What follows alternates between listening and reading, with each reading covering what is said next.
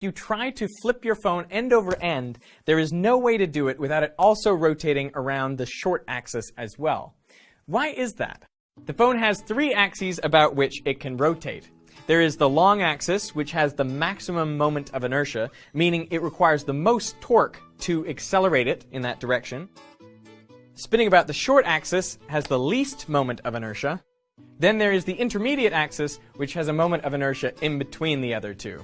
Now, the intermediate axis theorem says that if you try to flip any object along its intermediate axis, it will not maintain simply that rotation. It will also get rotations in any of the other directions. That is, if there is any slight deviation from a perfect rotation. So why does this happen?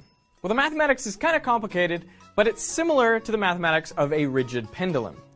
So if you're flipping the phone along its long axis or its short axis, the phone acts a little bit like this pendulum in that any perturbation will cause it simply to go back to where it was before.